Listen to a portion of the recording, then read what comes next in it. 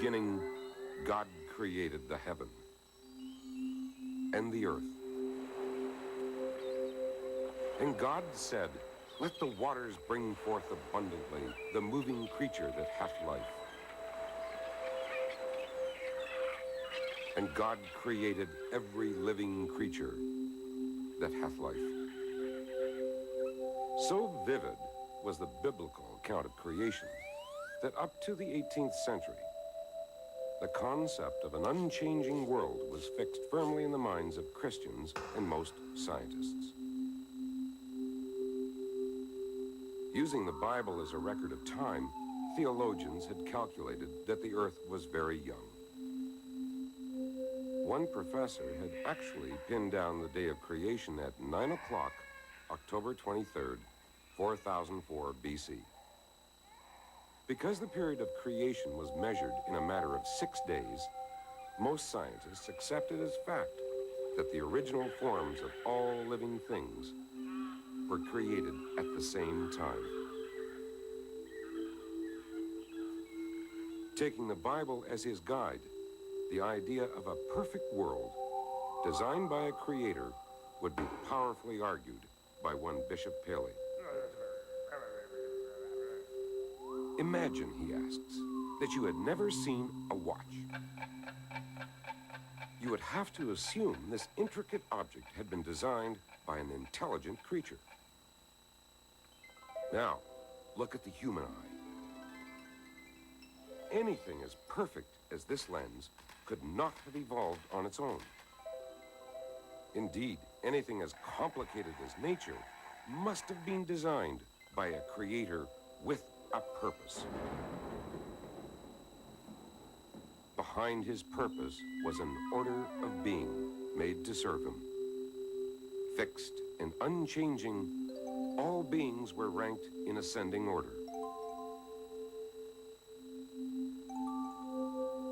From the lowest forms of being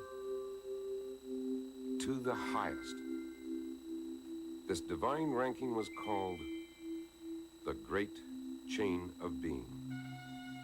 However, by the mid-18th century, there was one naturalist who saw a different pattern to creation. Carl Linnaeus, concerned as much with earthly matters as heavenly, compared living things according to shared characteristics.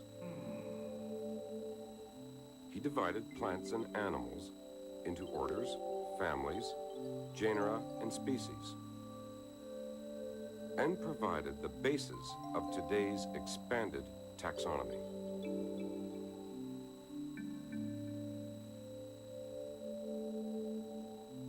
Linnaeus used genus and species to identify and name an organism.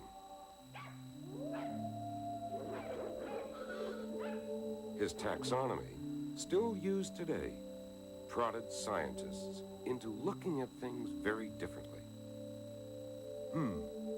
If species were related through genus, could species have evolved from some form of prototype? The question caused the creation model to creak a little. During this period, there was another assault on the notion of divine or special creation. The newfangled microscope, coupled with crude experiments, would reveal some serious flaws in the theory of fixed species. Believing that they had carefully sterilized their flasks, scientists boiled up a meat broth, only to observe days later a soup crawling with organisms. These results seem to suggest that life could arise spontaneously from a mix of organic material. Enter at this time the Comte de Buffon, who, using this erroneous information, came very close to formulating a modern theory of evolution.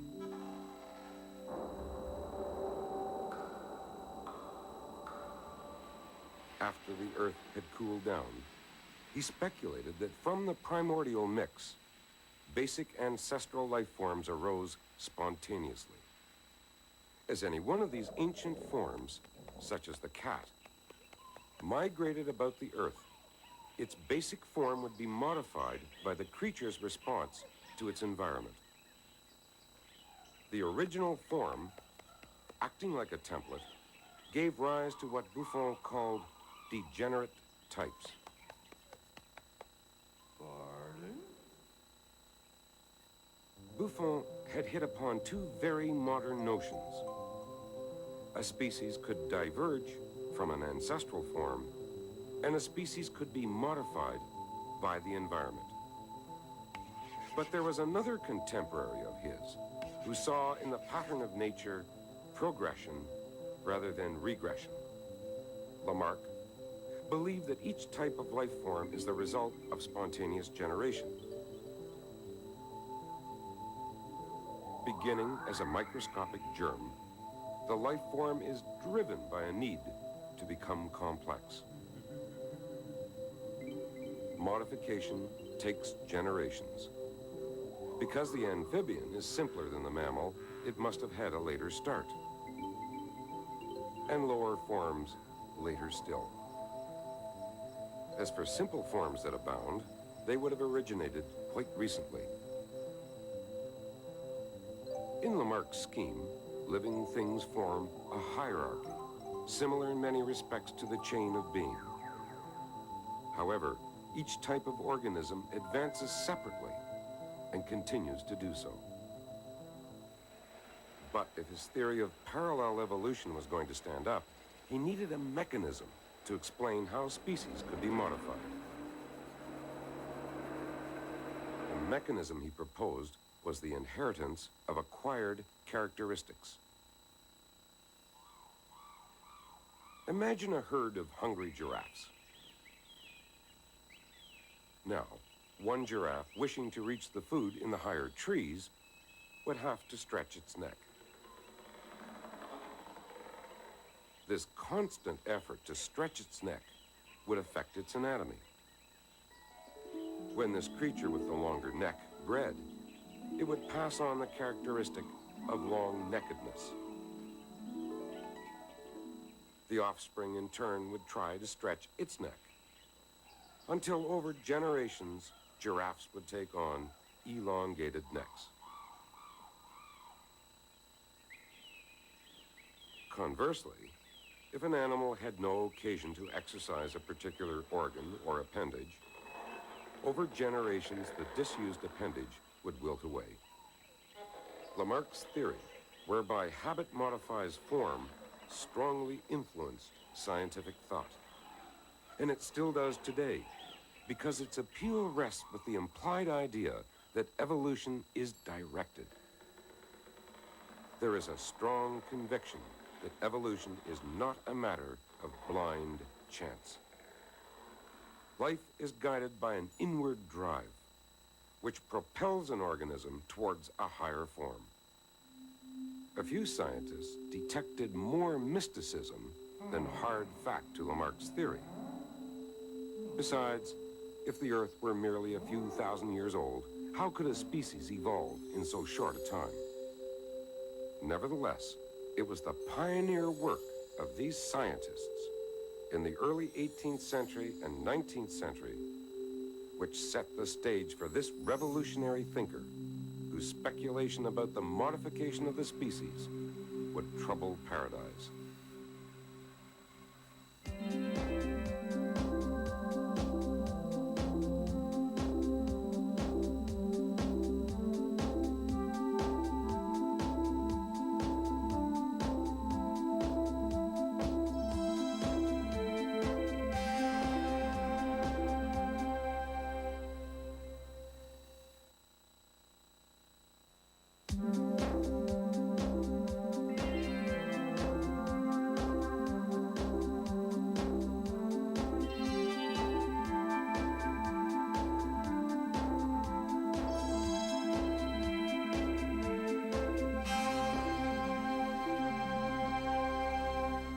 By the turn of the 19th century, it was still generally believed that plant and animal species were the result of special creation.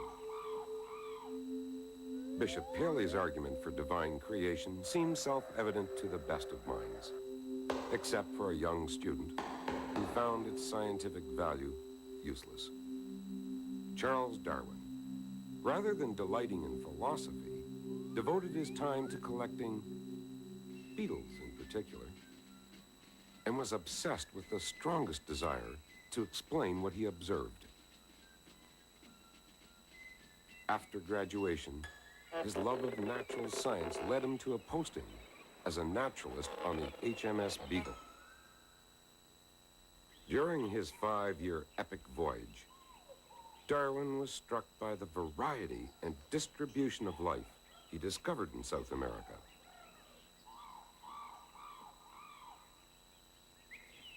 A year after his return, a germ of an idea sprang from his experience. But wanting to heap evidence upon evidence to bolster this idea, this cautious man would take over a quarter of a century to publish one of the most revolutionary of scientific theories, the origin of species. Species, he states in the first chapter, are lineal descendants of some extinct species. With that opening volley, Darwin hoped to prove that the notion of independently created creatures was wrong. Everywhere Darwin looked, he saw variation. Turning to the familiar, he reminds his readers that horse breeders have been selecting what is both useful and pleasing to them for centuries. I cannot, he states, believe that the dray horse and the racehorse were suddenly created as perfectly as they are. Probably intending to shock some sense into his stodgy readers, he suggests that even primitive man appreciated the value of selection. Furthermore, primitive man understood that the offspring of domestic animals inherit the characteristics of the parents. Nature, by laws unknown, he admits, produces variation. From these variants, man selects what pleases him. Over the passage of time, the more he keeps and breeds these favorable variants, the more the modification accumulates in the desired direction. This process Darwin called accumulative selection. As he turns to the natural world, Darwin becomes his poetic best. From the humblest parasite which clings to the feathers of a bird, in the plumaged seed which is wafted by the gentlest breeze, we see beautiful adaptations everywhere.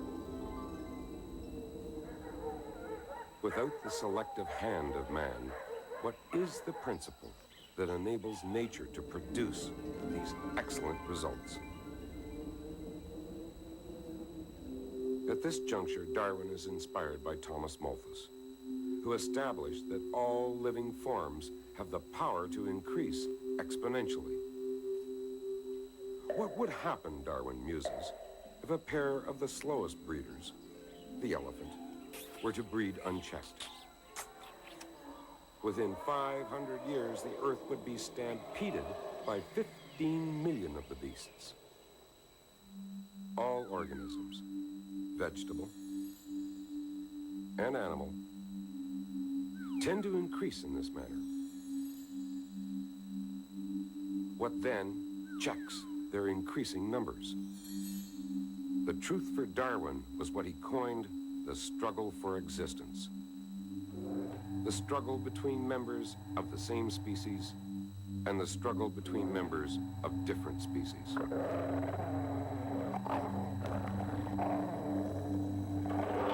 Darwin acknowledges that there were a host of complex interrelated factors that could make up the struggle. Harsh climate reduces numbers, and scarce food supply takes its toll, until populations reach equilibrium. So, more individuals are produced than can possibly survive.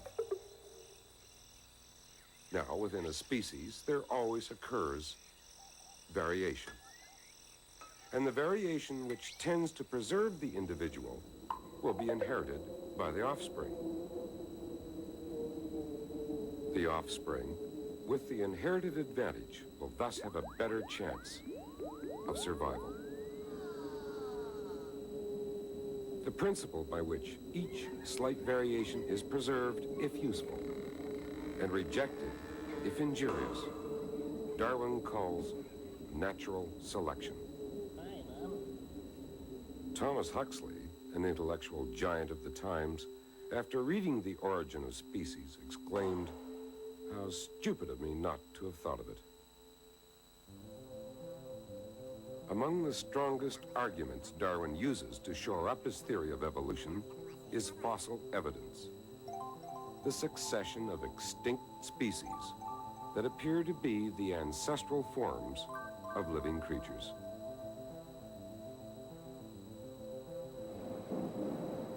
Many pious scientists, however, were unimpressed with his line of thinking. Extinct creatures had simply been trapped in Noah's flood and embedded in the rock, they asserted.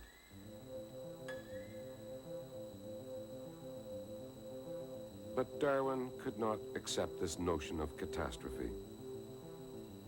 Instead, he was influenced by the work of Charles Lyell, who propounded the idea of uniformitarianism. While the word is a mouthful, the doctrine is simple.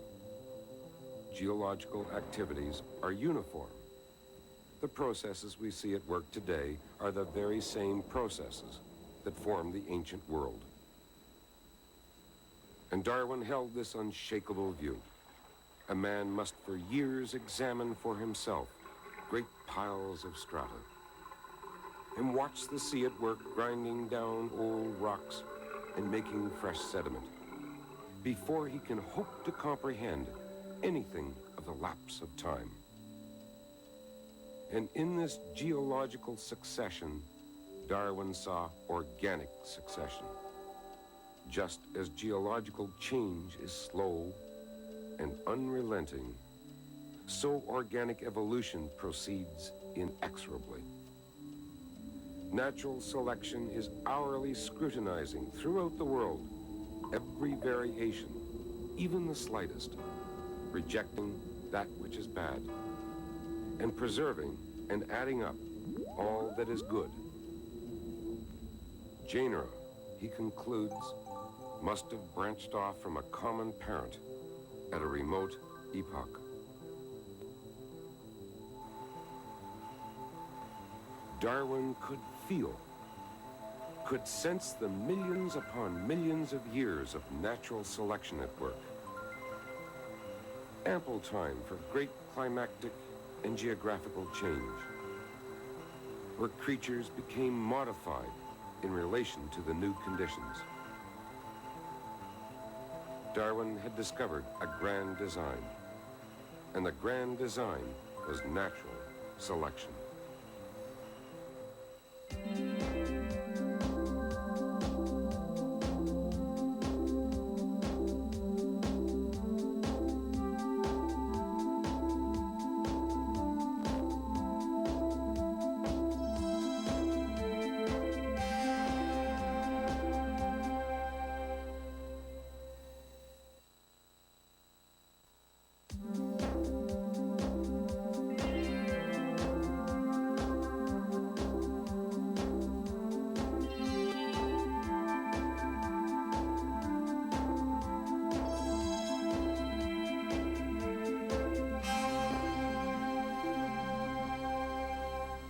When The Origin of Species was published in 1859, it was not well received.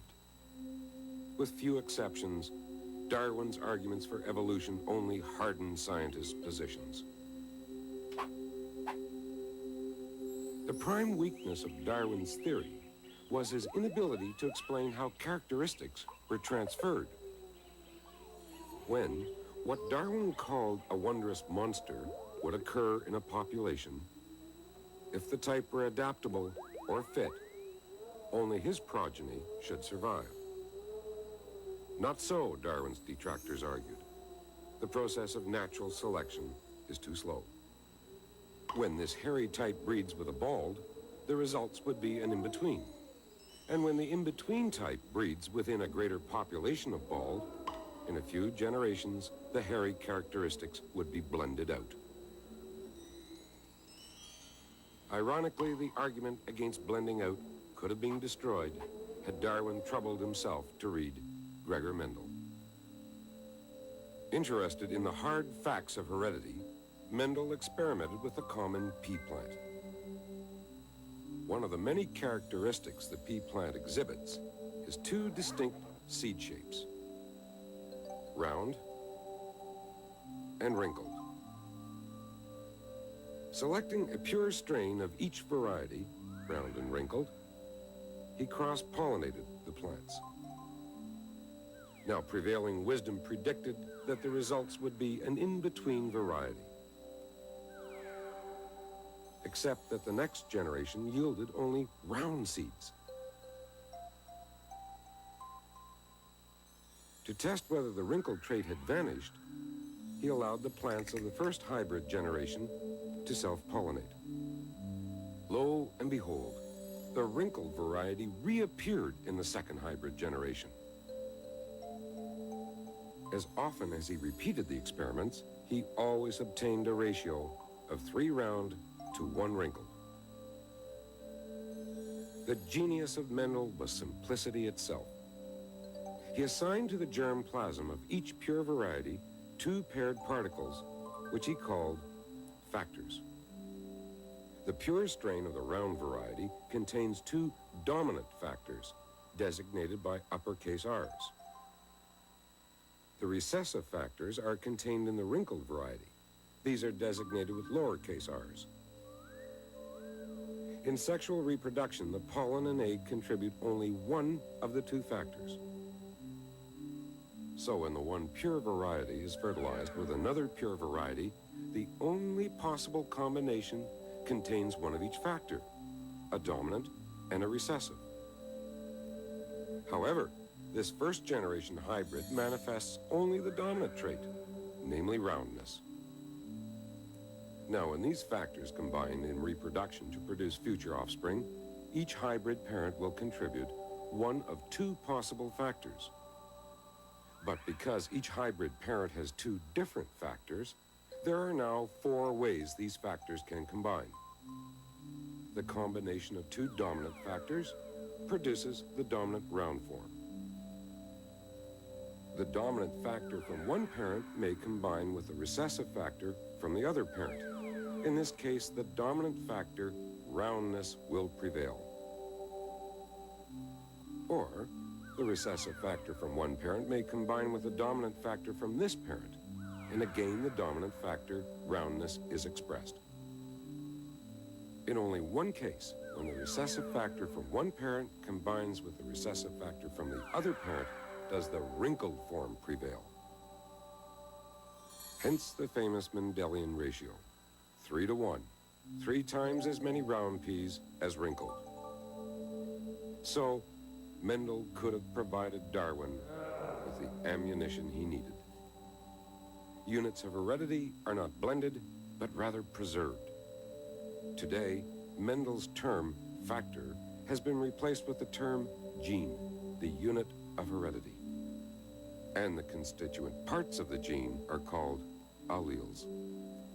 He enabled us to draw a distinction between the phenotype, the appearance of the organism, resulting from the genotype, the genetic makeup of an organism.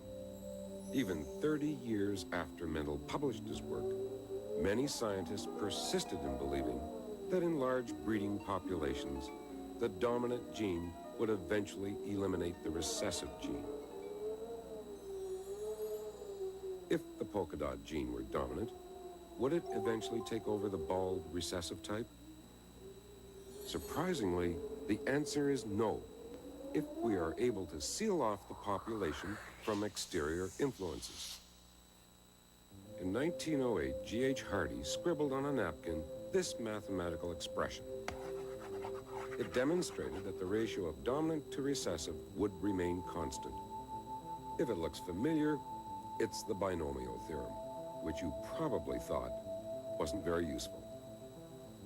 Let's visualize the way alleles from hybrid parents combine in reproduction. Let P represent the frequency of the dominant allele, and Q represent the frequency of the recessive allele. Simple substitution. P in the place of uppercase R, Q in the place of lowercase r. A little multiplication, a little mop-up, and a little more. Now we'll put the equation together.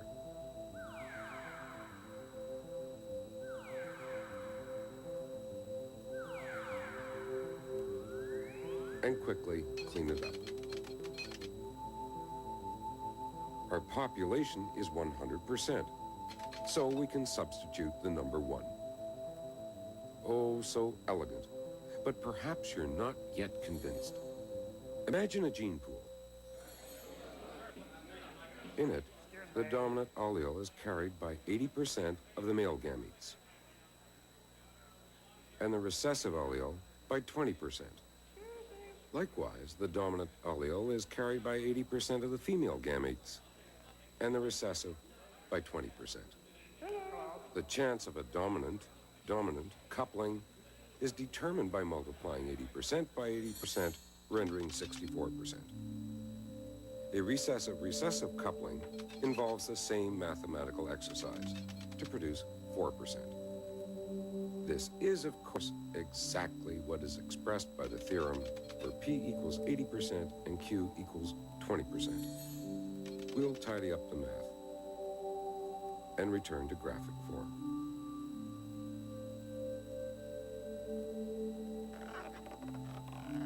No matter how much a population expands, this ratio will remain constant as long as the population isn't disturbed. The Hardy-Weinberg law is a theoretical model that illustrates how genes are distributed and preserved. The gene frequencies for a population come to equilibrium under strict conditions. The population must be exceedingly large, and the creatures permitted to breed randomly. In other words, no sexual selection occurs. But if one phenotype can never replace another, doesn't the model contradict Darwin? To the contrary, the Hardy-Weinberg model acts as a barometer to indicate something is happening to the population. If the hairies flourish, as the baldies expire, perhaps Darwin's natural selection is at work. But the big question remains: how does a wondrous monster pop out of the population in the first place?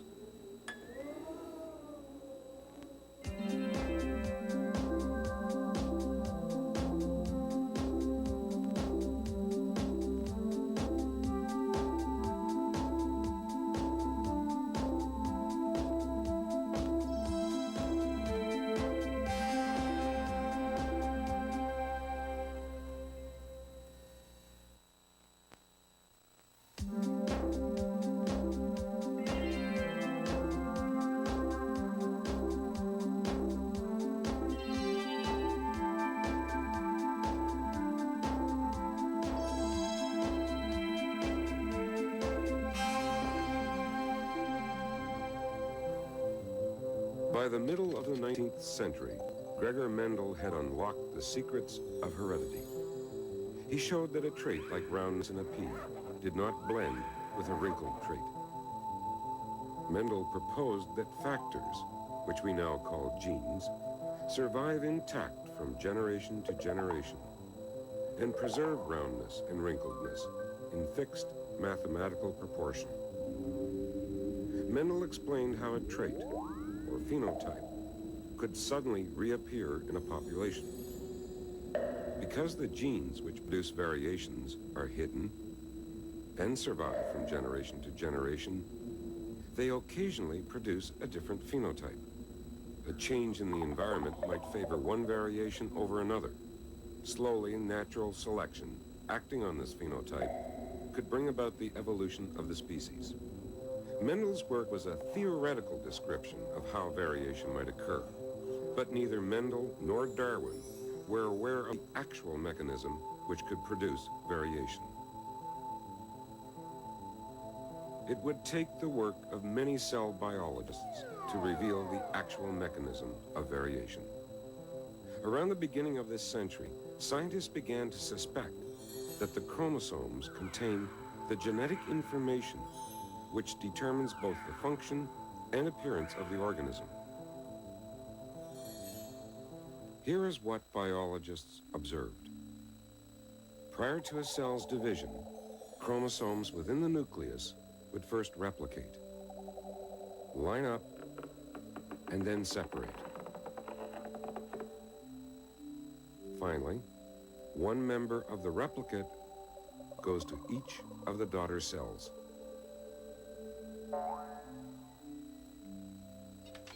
This process is called mitosis. While this method of cell reproduction guarantees continuity, mitosis certainly doesn't provide the variation necessary to fuel evolution. Possessing the identical genetic material of the parent, the offspring would remain mere copies of the parent. In terms of evolution, mitosis is a relatively blind end. It was nature's invention of sexual reproduction that enabled organisms to generate variability. When two gametes fuse during fertilization, each parent contributes its complementary half of the genetic information to the offspring. But first, there was a hurdle that nature had to overcome. All cells, except gametes, in sexually reproducing organisms are diploid. That is, they contain a set of chromosomes from each parent. We can represent this mathematically by assigning n to each set of chromosomes. If we start with two diploid gametes, an egg and a sperm, and each contributes its full complement of chromosomes, fertilization would produce a tetraploid offspring. And the next generation, an octoploid. Until we might imagine a cell overstuffed with chromosomes. If sexual reproduction were to be successful, the diploid organism needed to reduce its number of chromosomes as it divided. And how, then, does nature carry out the act? Let us suppose a hypothetical diploid cell contains both the dominant allele and recessive allele for a given trait. During the primary stages, the chromosomes replicate exactly and pair up. In the secondary stages, the chromosomes migrate in opposite directions, and two cells are formed. Finally, these two cells divide again, and this time, the duplicate chromosomes separate to form 4 haploid cells. These 4 haploid cells are gametes. And meiosis is the name given to the process we've just watched. In meiosis, a single diploid cell becomes 4 gametes. Now, when a female gamete combines with one of these male gametes, note how the diploid configuration is restored with a chromosome from each parent. That's a simple model of meiosis. Now consider a more likely diploid cell containing not one, but several pairs of chromosomes.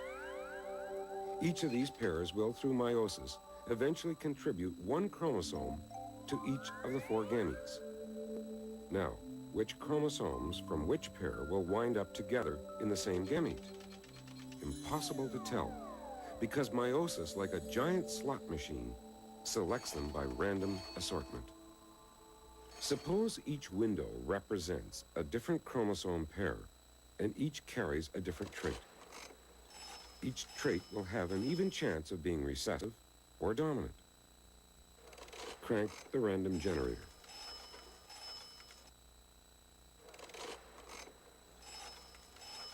The number of possible combinations is a stingy 8. Now, increase the number of chromosomes to 23. That's the number in a human gamete. Ah, The random assortment payoff is in excess of 8 million possible combinations of chromosomes in each gamete. But even this model of meiosis, with its staggering variation, is still an oversimplification because nature is more complicated. Working once again with a single diploid pair, our model gives us not 4 different gametes, but 2 pairs of identical gametes. At this stage of meiosis, the chromosomes carry out a maneuver called crossover. Note how the chromosomes exchange material. What is important as we watch the cell perform its choreography is the net result of the crossover.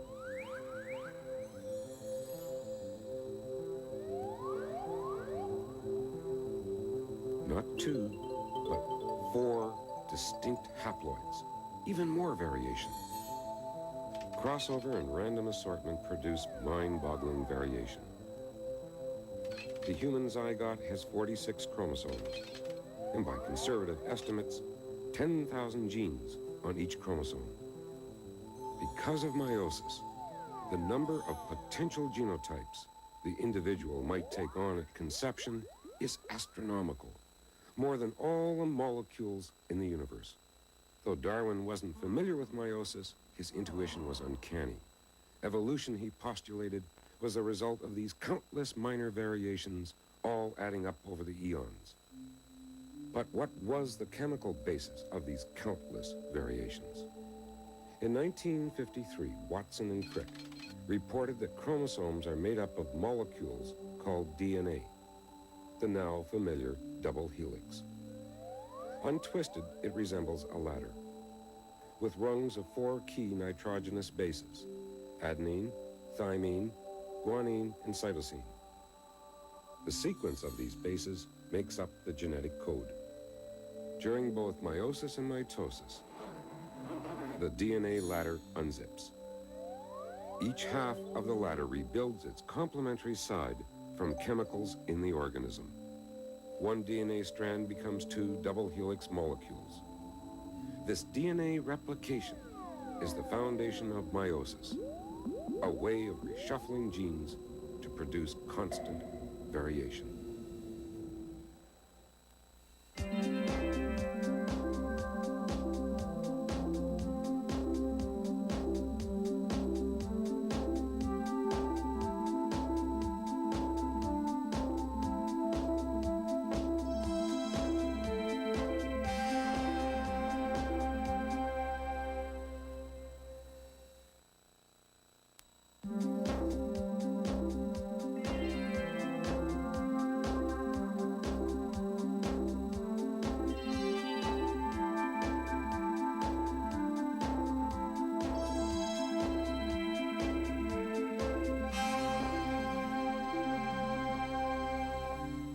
Meiosis is a phenomenon that takes place at the level of the individual cell.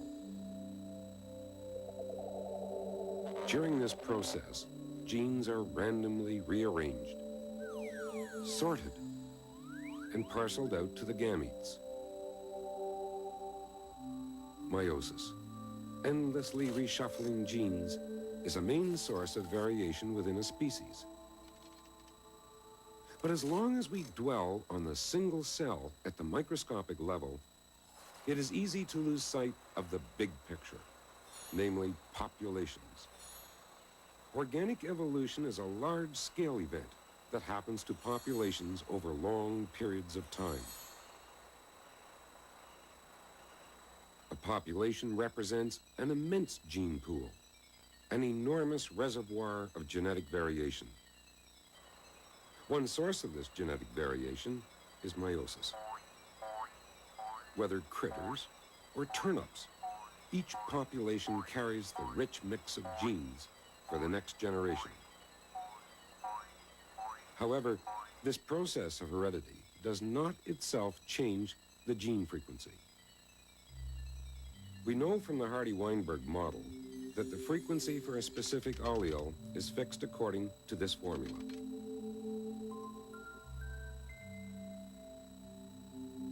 Now, If we could observe a flourishing population of critters over generations and could detect a drop in the proportion of a specific trait, say hairiness, some agent, internal or external, has tampered with the population.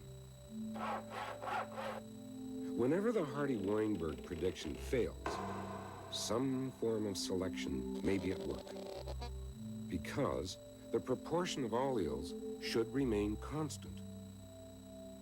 If a population is trending towards, say, baldness, what is it about those bald critters that is allowing them to succeed? Darwin provides a lyrical answer. The vigorous, the healthy, the happy survive and multiply. For example, the fleet of foot, by escaping its predator, lives to pass on his attributes, meaning that alleles for fleetness gain a larger constituency in the gene pool. So, organic evolution can be defined as a change in the frequency of various alleles in a population. One key factor that maintains the fixed frequency of alleles in a population is random breeding. But what can disturb the equilibrium of alleles is yet another form of selection, identified by Darwin as sexual selection. If, for example, a member of one sex exhibits a more vigorous courtship than others of the same sex, by drawing more admirers, he donates a greater share of his genes to the gene pool. This rate of success has been popularly termed survival of the fittest. Not a very scientific term and never coined by Darwin. On the surface, it doesn't mean much. Those who are fit survive and those who survive are fit. This distribution curve of types in a population illustrates that natural selection tends to remove the extreme types. So fitness should not be judged exclusively in terms of superlatives or supremacy. In many populations, natural selection tends to favor the average. Species tend to be very stable, and natural selection fine-tunes populations according to seasonal changes. For example, sometimes favoring those with more hair, and other times favoring those with less hair. In the case of turtles, for example, natural selection seems to have eliminated the extremes and favored the average over 100 million years. Though much of selection tends to be stabilizing, evolution does take other tacks. If we could watch the distribution curve of a population, we might see natural selection begin to favor one extreme, so that over centuries, the population shifts in one direction. But does selection always skew a population in one direction? Not at all. It may act upon a population in such a way that the population splits in two directions. There is a profound implication behind disruptive selection. When a population takes off in two divergent directions, the phenomenon results in speciation, the formation of a new species, which brings us to a definition of sexually reproductive species: organisms that are capable of interbreeding. Though Darwin tended to differentiate species in terms of their physical attributes, he still must be given credit for recognizing the tug-of-war between mortality and fertility. The outcome, reproductive success, denies the role of a guiding hand in evolution. Still, there is another theory based on probability that supports Darwin's view by bearing out the stark aimlessness of evolution. Again, we use the Hardy-Weinberg formula as the benchmark. The model predicts genetic equilibrium as long as the population is large enough for the laws of probability to work. Now, if through some geological disruption, a small group is isolated from the prime group, when the isolated group breeds, the gene frequency may change, and change rapidly. To simplify matters, let us hypothesize that their sperm and ova contain an equal number of alleles for baldness and hairiness. The law of averages then predicts that the gene proportion should remain 50-50 in the next generation. But statistics in the short run can be downright quirky. Heads might fall 20 times in a row. The same phenomenon might tilt the alleles 60-40 in one generation and further skew the ratio 80-20 in the following generation until one allele is eventually lost altogether. In a population, this statistical shift is called random genetic drift. Over time, the isolated group may become subtly or radically differentiated. Should circumstances reintroduce the two populations, and they are incapable of crossbreeding, the breakaway group would now constitute a new species. The new species may not be more fit than the old stock. It simply comes to occupy a different niche in the world. So far, we have considered only the endless to and fro of what we might loosely call shop-worn genes. Yet, the fossil evidence chronicles a progressive march. One long upward climb from primitive forms to more highly developed organisms. How then does life lift itself up by its own bootstraps? Recycled genes can't pull off that trick. What then is the bootstrap mechanism that injects novelty into the course of evolution?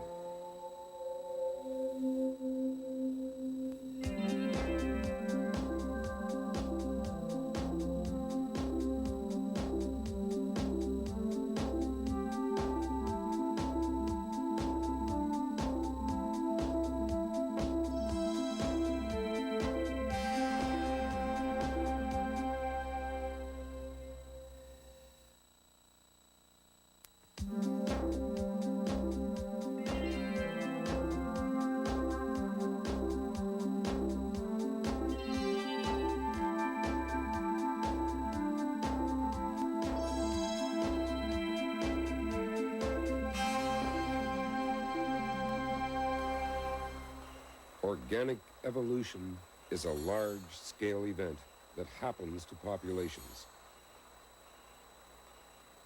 A population represents an enormous reservoir of genetic variation. It is the recombination of genes that continually creates new phenotypes. Though most variations within a species are barely perceptible, these exaggerated critters illustrate how natural selection acts as the arbiter of change, decreeing which members will go the route of extinction and which will survive and thrive. So the process of evolution involves splitting, where extinction, which may be long and lingering, goes hand in hand with improvement. Through branching, a new species sprouts from the bones of the old, so to speak.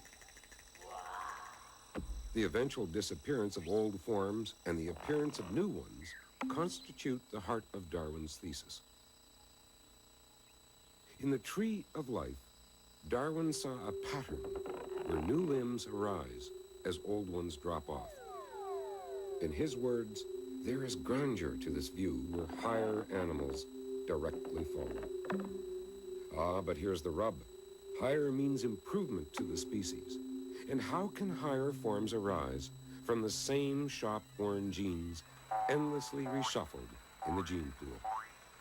Once again, Darwin's intuition proved unerring, though his choice of words somewhat unfortunate. It is his wondrous monster which ultimately brings vigor to a population. though in real life it is very rarely this exaggerated. His wondrous monster symbolizes what we now call a mutation. Today we recognize two sources of variation: meiosis, which reshuffles the existing genes, and mutation, which is the more fundamental, because it is the prime source of variation. It is mutation that injects novelty into the population. To understand how mutation affects evolution, we must delve into the molecular world. The sequence of bases along the strand of DNA constitutes the genetic code. In a complex process called protein synthesis, the code sequence is transferred to a messenger molecule. The code is then transported to a miniature protein factory, the ribosome, where a specific amino acid is fetched in the order prescribed by the code.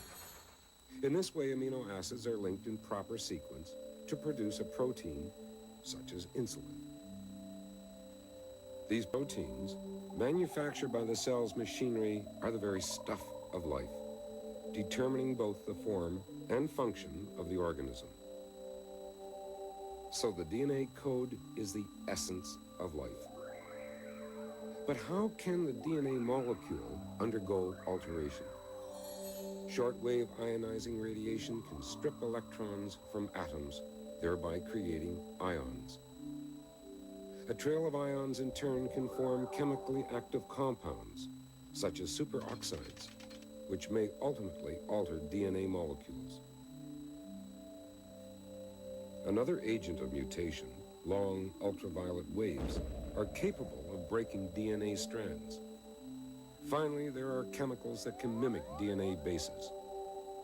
A single change to a DNA molecule might produce a missing amino acid in a protein and render the cell dysfunctional. Of all the billions of DNA molecules in a complex organism, only those in the DNA of the sex cell need concern us. If in a gamete a change occurs in a base sequence, this change may enter the gene pool of a population as new information. When the change is passed on, it is called a mutation. A mutation, then, is a change to a gene that is inheritable. Are mutations ultimately beneficial or harmful? A mutant gene is beneficial if it gives the offspring some adaptive advantage. A mutant gene is harmful if it places a critter at a disadvantage. In the course of events, mutation is generally subtle because large and radical genetic change tends to be fatal to the organism. For example, a whole sequence of proteins may be necessary to build one essential chemical. If a genetic change alters only one protein, a vital chain of events may be interrupted and the organism rendered incapable of survival. Not surprisingly, many biologists have asserted that mutations affecting the ability of the gene to code for proteins are tiny changes that take place at a relatively slow, steady rate. But there is no hotter debate in the field of evolution today than the whole question of the rate of mutation and the rate of evolution. Take, for example, two mammals, the mouse and the elephant. If the agents of mutation bombard both species at the same rate, because there are more generations of mice than elephants, shouldn't the mice evolve at a faster rate? Another puzzling point. If slow and steady wins the race, why does evolution proceed more quickly in large-brained mammals than small-brained reptiles? Could the brain be speeding up the rate of evolution? And if the brain is superseding the role of natural selection, does its function threaten Darwinism? Certainly, if one word summarizes the rate of evolution, according to Darwin, it is gradualism. Darwin was convinced that evolution involved the accumulation of tiny, advantageous modifications. When the fossil records indicated a gap, Darwin was certain that the paleontological records were imperfect. The most recent challenge to Darwin is the theory of punctuated equilibrium. The gist of this theory is that species remain stable for long periods of time, only to suddenly evolve. According to this theory, the rocks tell the truth. There is no gap in the records. In a relatively short burst of time, measured in thousands of years, a species undergoes a major change and settles back into a long period of stability. Here is a comparison of the two patterns: gradualism and punctuated equilibrium. The one is smooth, the other shows leaps and bounds. Now squint. Their branching patterns look much alike. The theory of punctuated equilibrium then hardly spoils the luster of Darwin's vision. The final chapter is far from written. In Darwin's words, a grand and untrodden field of inquiry will be opened, where from so simple a beginning, endless forms, most beautiful, have been and are being evolved.